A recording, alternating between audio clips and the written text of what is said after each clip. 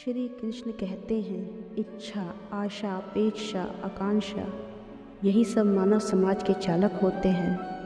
यदि कोई आपसे पूछे कि आप कौन हैं तो आपका उत्तर क्या होगा? विचार करें। आप तुरंत समझ जाएंगे कि आपकी इच्छा ही आपके जीवन की व्याख्या है। कुछ पाने की सफलता और कुछ ना पाने की निसफलता ही आपका परिचय है।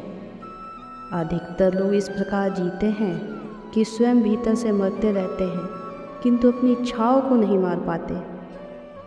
इच्छाएं उन्हें दौड़ाती हैं, जिस प्रकार श्री कृष्ण अमृत को दौड़ाते हैं। परंतु इन्हीं इच्छाओं के गर्भ में ज्ञान का प्रकाश भी है। कैसे?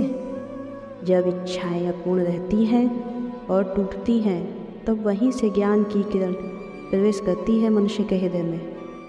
ना, यह कथा नहीं है केवल मानव इच्छाओं के संघर्ष की, ना ही केवल महत्वाकांक्षाओं से जन्म देने वाली भयावह रक्तपात की। यह कथा है इच्छाओं के गर्भ से उदित होते हुए ज्ञान की। मैं वासुदेव कृष्ण आप सभी को निमंत्रण देता हूँ इस यात्रा पे चलने की, जो जीवन का मर्म सिखाएगी, मनुष्य का धर्म सिखाएगी, कीचड़ से उठकर कमल बनने का कर्म सिखाएगी।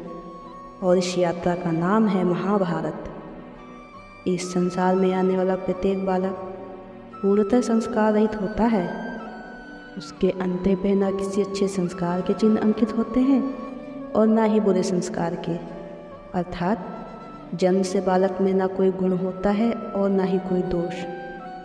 तो यह दोष व गुण किस प्रकार होते हैं? क्या हमने कभी विचार किया है? जो बात माता पिता के मुख से निरंतर सुनी जाती है, वही बात उनकी संतानों के हृदय का संस्कार बनती है। जैसे किसी गांव में नदी तट तक एक पगडंडी बन जाती है केवल उस मार्ग पर बार बार चलने के कारण। अर्थात माता पिता के हृदय की इच्छाएं उनकी संतानों के हृदय का दोष व गुण बन के जन्म लेती हैं। क्या ये सत्य नहीं है?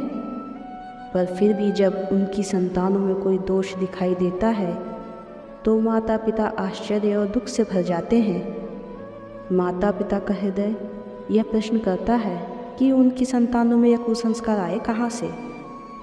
सत्य तो यही है कि माता पिता अपनी संतानों को अनजाने में ही कुसंस्कार के बीज दे देते हैं, जो उनकी संतानों की हृदय भूमि पर कुसंस्कारों का वृक्ष बन के उगता है।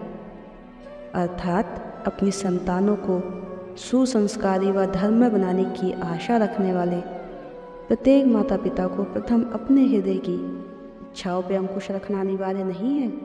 स्वयं विचार करें।